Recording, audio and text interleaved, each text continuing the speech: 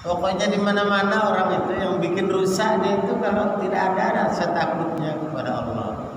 Yang korupsi itu karena tidak takut kepada Allah. Kalau ada masih takutnya kepada Allah, aman dia, bebas dia insya Allah dari api neraka. Baik, ayat yang kami bacakan tadi kita sudah sering dengar di dalam khutbah-khutbah Jumat ya. Surat apa itu? Ali Imran. Ya, surat Ali Imran ayat 102 itu ya. Ya ayyuhalladzina amanu taqullaha haqqa tuqatih wa la tamutunna illa wa antum muslimun. Wahai orang-orang yang beriman, bertakwalah kepada Allah dengan sebenar-benarnya takwa dan jangan sampai mati kecuali dalam keadaan Islam. Sebentar lagi kita masuk bulan suci Ramadan. Izinkan saya atas nama pribadi saya dan atas nama jamaah Khilafatul Muslimin semua yang ada di sini serta kaum muslimin semuanya mengajak kita semua untuk saling memaafkan, saling membersihkan hati kita menjelang Ramadan ini. Jangan sampai ada masih ganjalan-ganjalan di dalam hati. Ya, insyaallah mudah-mudahan hati kita dekat, ukhuwah kita rapat insyaallah. Yang agak jauh-jauh di sana itu bagus sih kalau merapat sini dikit ya. Nah, jangan sampai seperti kita kok kayak tidak dekat dengan saudara kita gitu. Nah, kita dekat-dekat bagus insyaallah ya. Alhamdulillah. Terima kasih sudah ikut hadir dalam majelis taklim ini, dan kalau di sini saya sudah sering ngisi dari dulu dari tahun berapa barangkali itu ya. Dari saya ingat itu masih jenggot saya hitam. Iya, kalau beliau ini dari masih saya bujang itu sudah ya sudah. Dari jenggot kita masih hitam semua sampai sudah hampir semua putih. Alhamdulillah. Ya. Kemudian acara ini alhamdulillah kita ucapkan terima kasih kepada pengurus masjid. Tadi saya dibisik, Ustaz ada jadwal khutbahnya Ustaz di sini katanya, insyaallah nanti dikasih. Oh itu sudah dibawa jadwalnya. Sini nanti lupa. Mau diantar ke rumah katanya, saya bilang enggak usah diantar ke rumah, sini saja enggak apa-apa. Insyaallah kita bersaudara semua insyaallah, saudara seiman, saudara seakidah, saudara seislam, saudara seperjuangan insyaallah ya. Dalam rangka menjelang Ramadan ini kita termasuk juga mensosialisasikan tentang Khilafatul Muslimin, kekhalifahan kaum muslimin. Kan di sini kita sudah memperkenalkan dari awal dulu, dari tahun 2000-an itu sudah kita perkenalkan, bahkan sebelum itu ya. Kemudian sampai sekarang sudah 20-an tahun ini sudah. Ada banyak informasi-informasi yang masuk, katanya hati-hati itu aliran itu. Saya bilang kita ini bukan aliran. Kita ini orang Islam sama seperti bapak-bapak ibu saudara sama, bukan aliran baru insyaallah. Sholat kita sama juga ya. Saya kadang-kadang kalau datang ke masjid disuruh jadi imam itu agak sungkan kadang-kadang itu ya. Seperti tadi beliau yang persilahkan saya jadi imam, saya bilang sebenarnya yang paling pantas jadi imam itu ya imam masjid di situ, yang paling berhak untuk menjadi imam ya.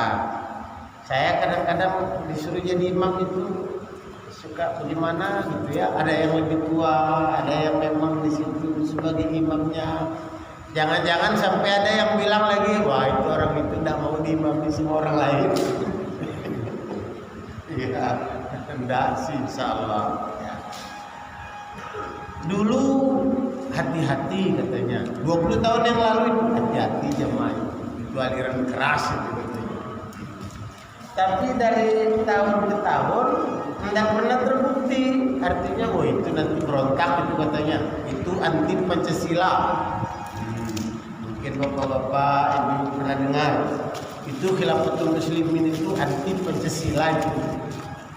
Saya bilang, hendak kita anti sama Pancasila itu.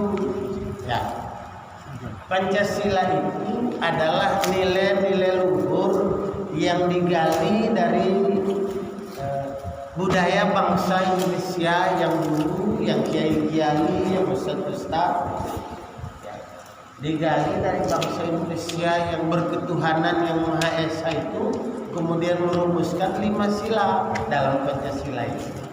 Tidak ada, saya lihat, saya perhatikan tidak ada yang bertentangan dengan Islam.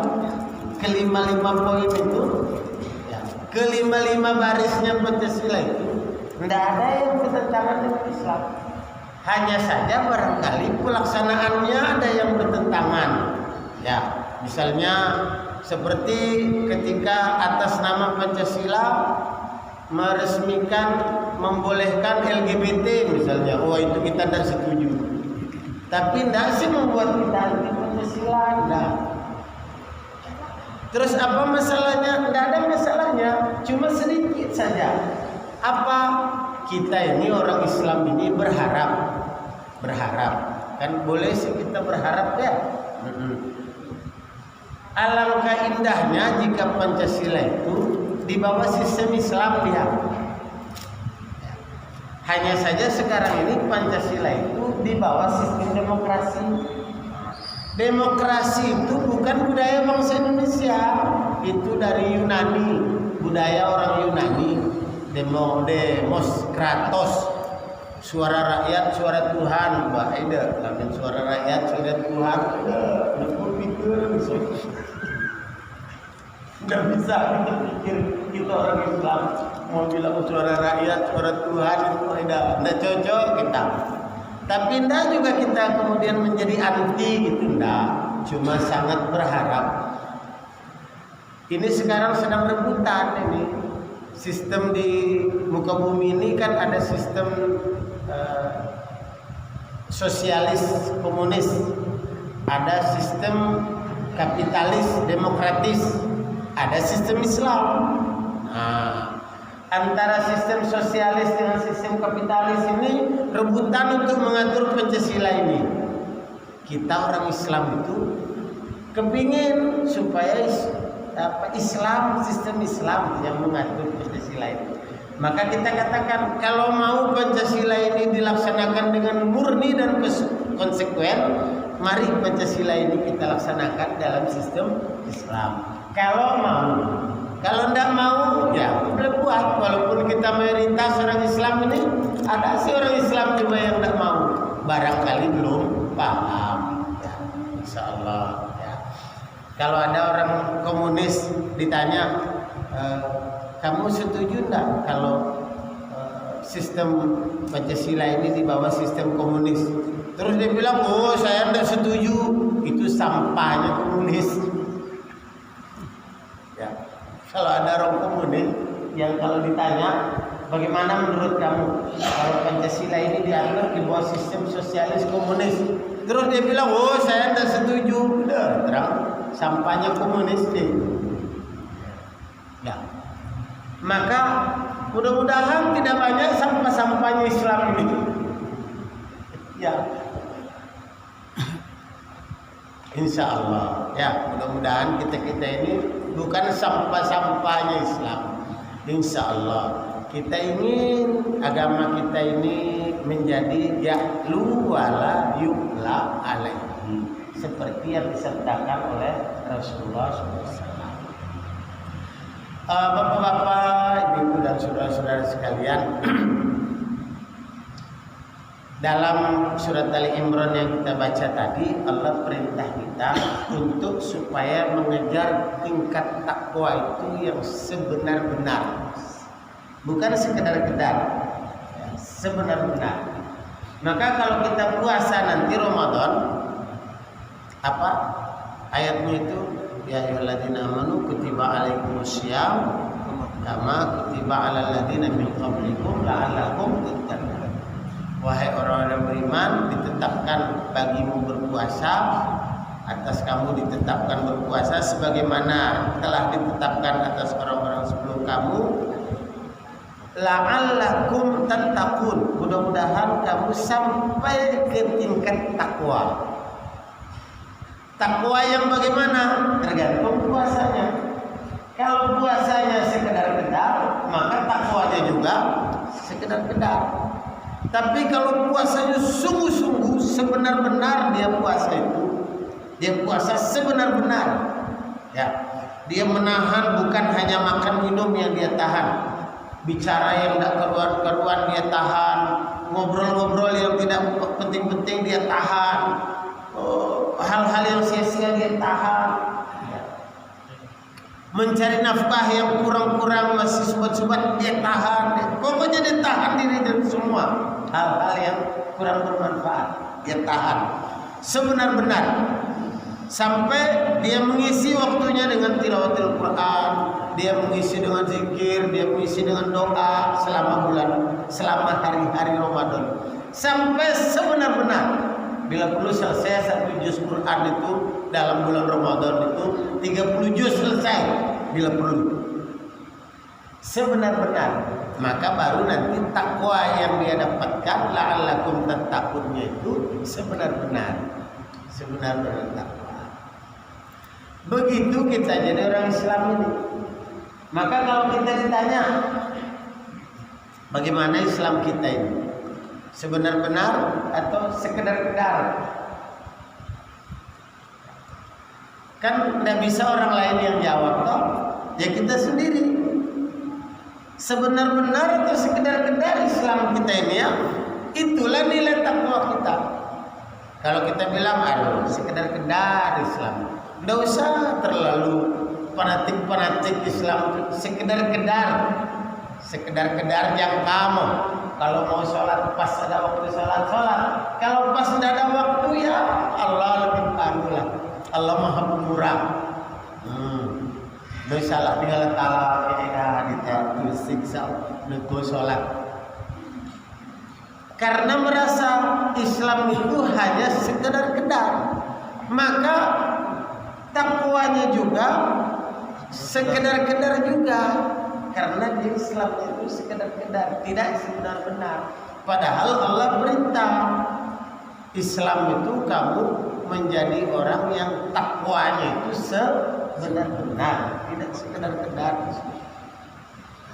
Baru kita bertanya, bagaimana caranya supaya bisa sebenar-benar itu? Bagaimana caranya itu?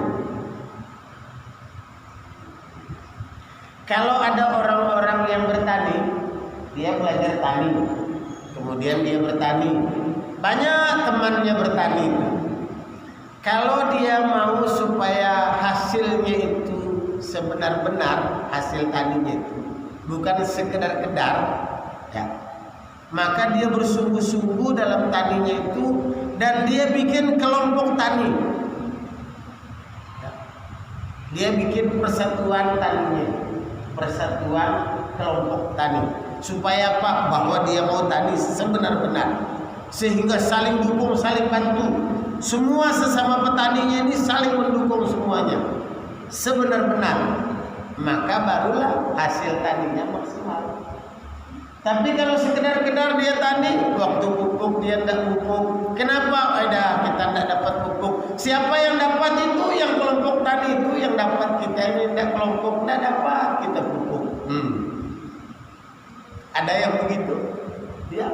Kalau kita kelompok tani cepat dapat pupuk itu, kita ajukan, ini sekian ratus orang, nah, keluar semua, dia keluar demo semua, nah, itu cepat dia dapat. Ya. Orang nelayan juga begitu, dia bikin kelompok nelayan. Orang beternak juga begitu, dia bikin kelompok ternak supaya bisa sampai sebenar-benar. Islam itu juga menyuruh kita bersatu supaya sebenar-benar. Maka ayat selanjutnya itu apa? wa'tasimu bihablillahi jami'an wala tafarraqu.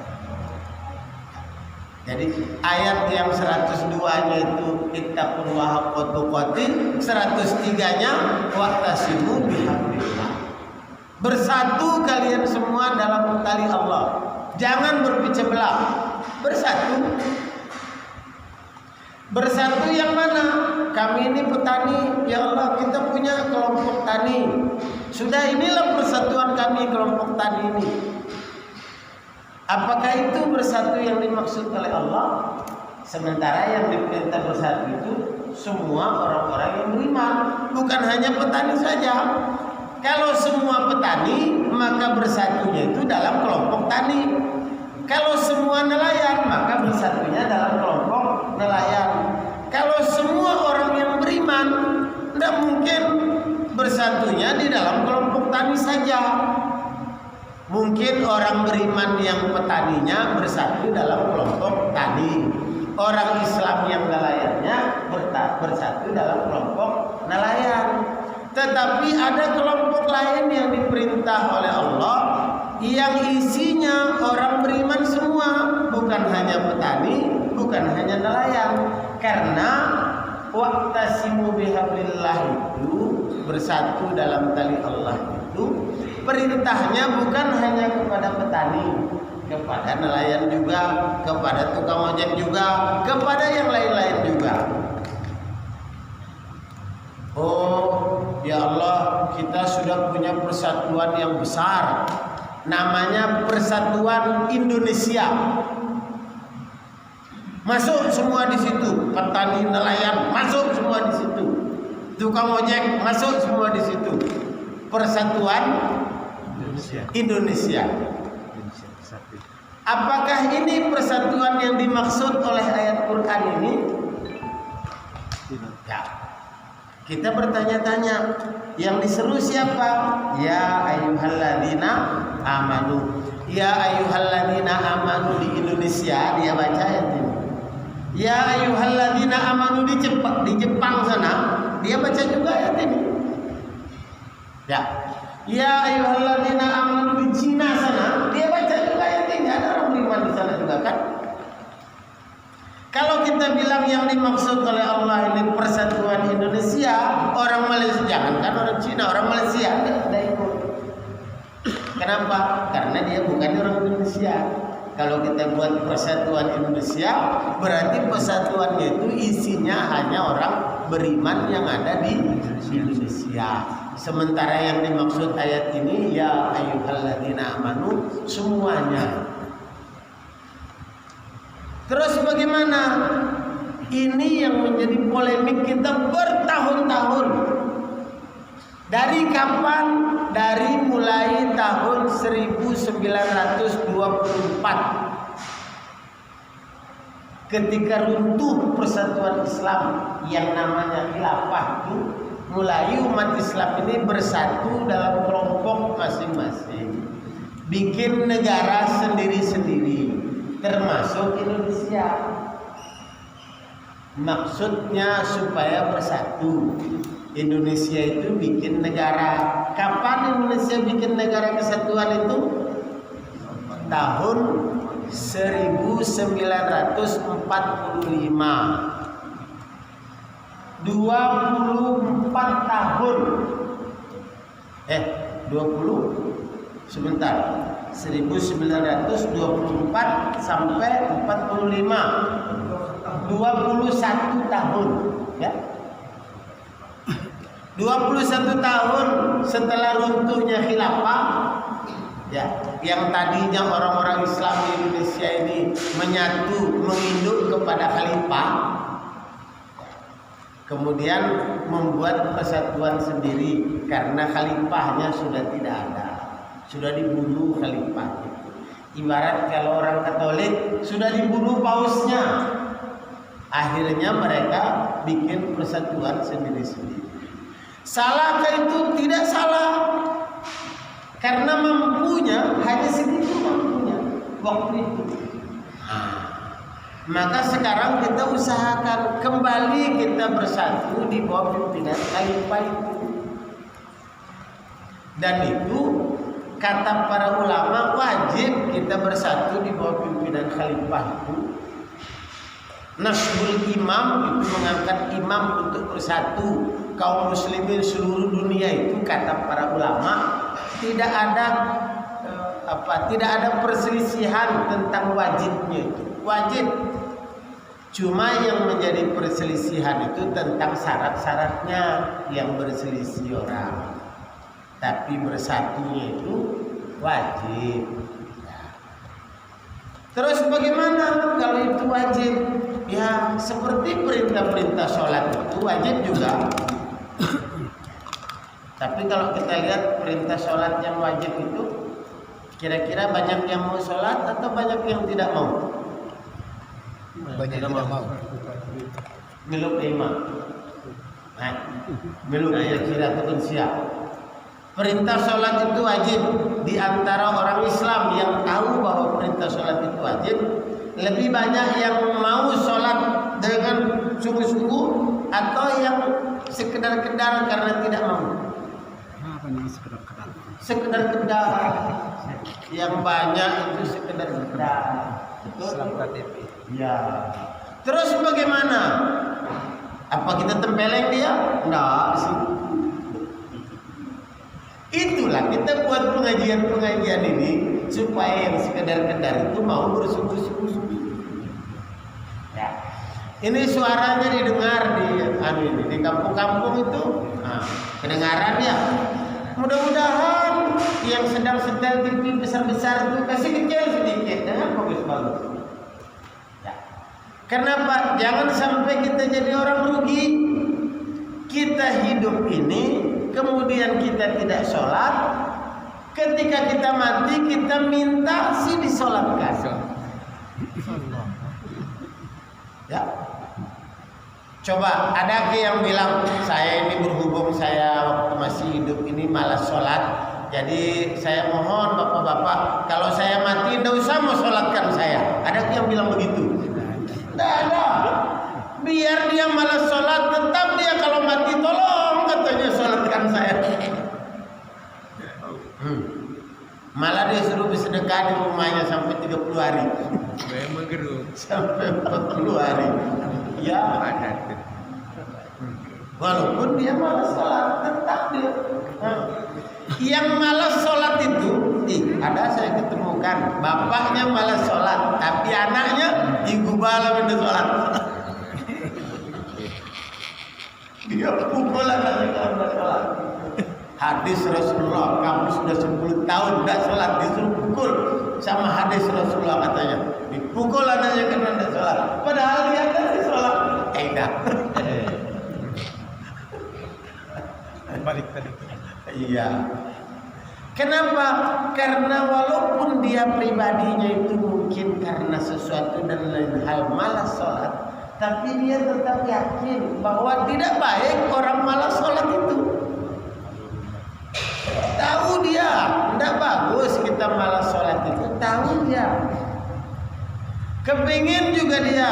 Ya anak katanya, kalaupun bapak ini begini, nanti kalau bapak mati katanya, ada mau kamu yang doakan bapak. Jadi mau anak soleh kamu anak supaya doakan bapak ini mudah-mudahan diampun dosanya sama Allah. Ya harapannya. Alhamdulillah. Nah, maka kita berupaya untuk mewujudkan persatuan yang diperintah oleh Allah ini. Maka kita bilang ketika Allah memerintahkan bersatu, pasti Allah masih tahu caranya dan pasti sudah pernah dicontohkan oleh Rasulullah dan para sahabat. Kan kalau Allah perintah kulu washrabu, makan dan minumlah. Makan minum. Bagaimana contohnya? Nah, dilaksanakan oleh Rasulullah. Kalau makan tangan kanan, kalau minum tangan kanan. Kalau tangan kiri minum bagaimana? Kalau makan tangan kiri bagaimana? Bisa kenyang enggak? Bisa. Tapi tidak dapat pahala. Ya. Kalau makan makan tangan kiri tidak dapat pahala. Sengaja makan tangan kiri apalagi. Kalau sengaja itu bisa-bisa berdosa. Kalau tidak sengaja saja tidak dapat pahala. Tapi kalau sengaja sudah tahu perintah Rasulullah makan minum tangan kanan, sengaja dia tangan kiri, kira-kira berdosa ke dia?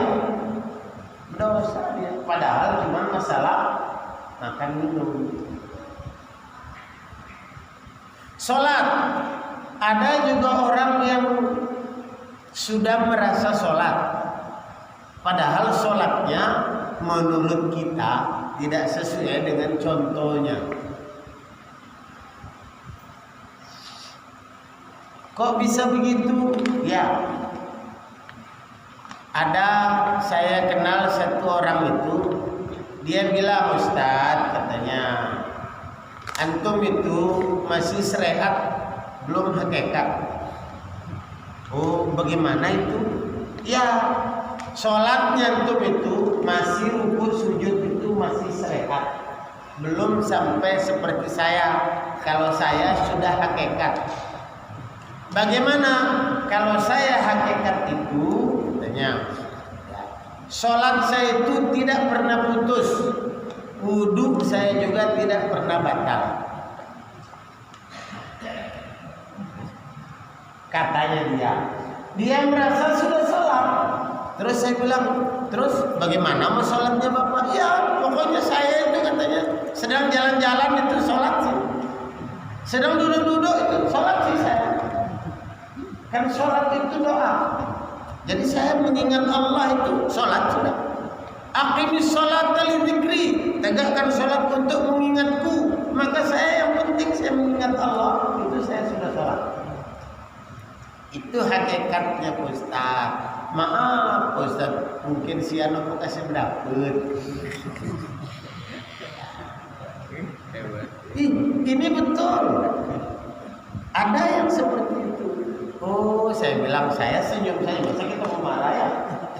Saya senyum saja, saya bilang, begini Bapak, saya bilang, kan yang perintah sholat itu Allah kepada Rasulullah.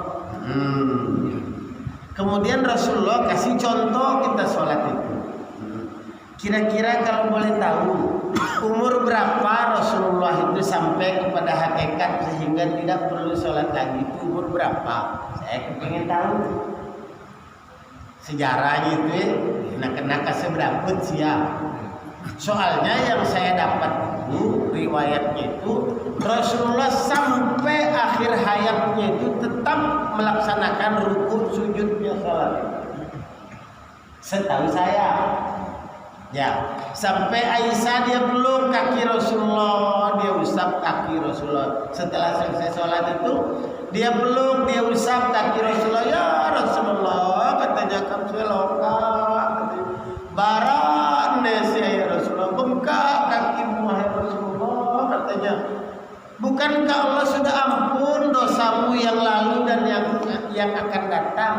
Alam yaghfirallahu laka ma taqaddama min dzambika wa ma ta'akhkhar. Bukankah Allah sudah ampun dosamu yang lalu-lalu dan yang akan datang sudah diampun? Kenapa engkau sampai sholat sampai tua-tua begini, sampai bengkak-bengkak kakimu ini? Waktu itu Khadijah sudah meninggal, artinya sudah 60-an sudah umurnya Rasulullah SAW. Di akhir-akhir hayatnya sudah mulai bengkak, sudah kaki-kakinya kalau sholat itu. Ya, ada di sini yang kalau sholat berdiri lama kakinya bengkak? Belum ya, mungkin belum seperti Rasulullah lamanya kita berdiri. Ya. Kalau imamnya agak panjang sedikit, kata yang muda-muda, nanya Nabi lu, dia imam, kasihan yang tua-tua itu. Siapa yang bilang? Yang muda. Betul gitu. Ya. Terus yang tua-tua datang bisa, Ustaz, coba kasih agak panjang sedikit nih, kemana Ustaz katanya. Nah, yang tua-tua bilang begitu. Tapi yang muda-muda bilang apa? Jangan terlalu panjang, Ustaz, kesian yang tua. Dia batuk-batuk. Siapa yang batuk-batuk? Yang muda yang tua? Enggak pernah dibilang. Kalau ayatnya panjang biasa batuk-batuk yang muda. Imamnya enggak batuk.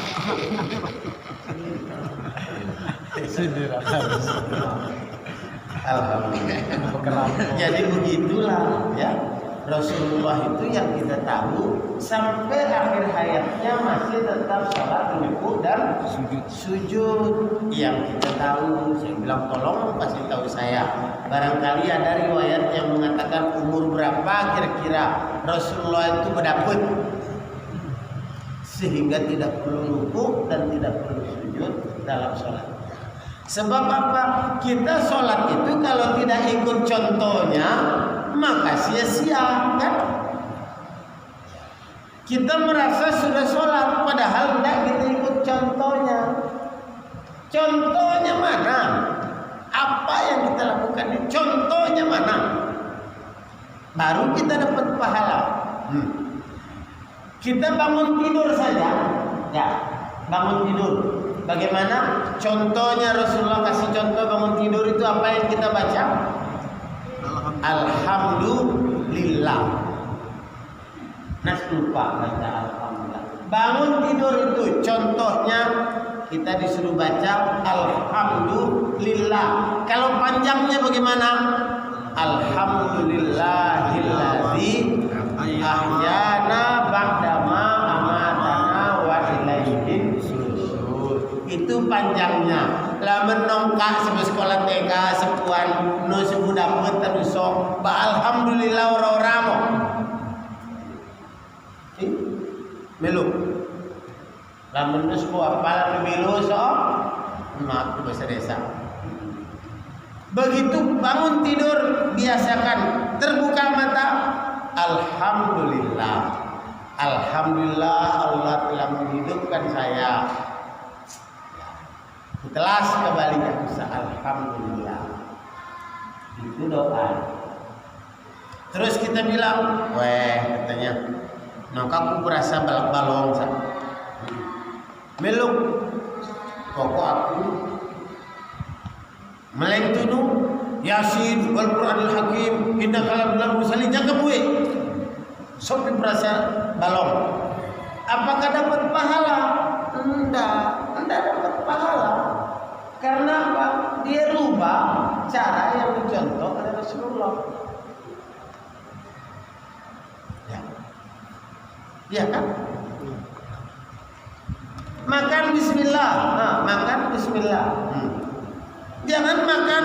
Wah, sebelum kita makan ini lebih afdolnya kita baca dulu surat Al-Baqarah. Benar jari mangan tahu. Lebih afdolnya kita baca surat Al-Baqarah dulu sebelum makan. Afdol sih afdol, tapi tidak ada contohnya. Maka yang tidak ada contohnya itu walaupun kita anggap bagus, kalau tidak ada contohnya itu kita khawatir jangan-jangan kita tidak dapat pahala. Apalagi kalau contohnya itu sudah ditentukan. Salat contohnya rukuknya begini, sujudnya begini, bacaannya begini, sudah ada contohnya. Kalau kamu mau baca panjang-panjang di rakaat pertama dan rakaat kedua, baca mau panjang-panjang, terutama kalau kamu sholat sendiri, sholat malam. Kalau kamu jadi imam, ada batas bacaannya, jangan terlalu panjang, jangan juga terlalu pendek. Sesekali kamu baca panjang, sesekali kamu baca pendek. Sudah ada contohnya semua, ikutlah contohnya itu supaya dapat pahala. Bersatu juga begitu. Ketika turun perintah bersatu dilaksanakan oleh Rasulullah. Bagaimana bersatunya? Bersatunya di bawah pimpinan Nabi Muhammad sebagai pemimpinnya. Persatuannya itu namanya nubuwah. Takunun nubuwatu fikum, akan berjalan kenabian itu kata Rasulullah SAW sampai saat yang ditentukan Allah. Oh, kata para sahabat, berarti setelah engkau wafat nanti bagaimana ya Rasulullah? Kita bersatu atau kita berpecah belah? Oh ya tetap bersatu. Siapa yang pimpin kita? Katanya tak ada nabi lagi. Terus siapa yang pimpin kita? Kata Rasulullah, wasatakunu khulafa. Akan ada khalifah nanti yang pimpin kalian. Khalifah. Begitu kata Rasulullah. Ada khalifah yang pimpin kalian. Maka kita ajaklah orang-orang ini untuk bersatu di bawah pimpinan khalifah. Supaya apa? Supaya dapat pahala. Mustahil Ustaz, ini kita bersatu NU sama Muhammadiyah saja tidak bisa, apalagi bersatu semua ini orang Islam semua. Mustahil nih. Saya bilang ya Allah perintah kita sesuatu yang mustahil. Dong kita bilang bodoh Allah itu diperintah kita yang mustahil? Tidak mungkin. Oh ya dah sih mustahil Ustaz, tapi sulit Ustaz. Kalau sulit betul kalau sulit. Saya sudah 20 tahun lebih mengajak bersatu di bawah pimpinan khalifah. Tidak sampai-sampai, banyak orang tidak sampai-sampai. Ya, sulitnya luar biasa. Jadi kalau bilang sulit itu betul. Tapi kalau bilang mustahil, tidak. Allah perintah bersatu. Ya. Seperti itulah bapak-bapak dan ibu serta saudara-saudara di rumah untuk meredam kesalahpahaman tentang khilafatul muslimin. Ya, mudah-mudahan bagaimanapun Bapak ikut bersatu bersama kami merasa oh saya sudah satu sama Ustaz. Alhamdulillah sudah merasa bersatu. Alhamdulillah bersyukur deh sama kita, iman kita sama, sholat kita sama, Quran kita sama. Sudah satu kita ini. Alhamdulillah. Yang tidak bagus itu kita merasa bermusuhan, itu tidak bagus. Ya, kalau ada khilaf salah kami tolong mau kita diperbaiki. Ya, ngaruh mau di imam, dan lu keliru kami sao ngaruh mau siapa ya? Insyaallah sebagai saudara seiman, bapak lebih tua, lebih pengalaman, barangkali ada yang bilang Ustaz salah, Ustaz keliru, harus seselurus. Nah, bagus. Senang kita. Kan masa kita dibiarkan tersesat? Wah, jangan, kasihan kami kalau dibiarkan tersesat. Maka kita berbaur dengan masyarakat ini semuanya.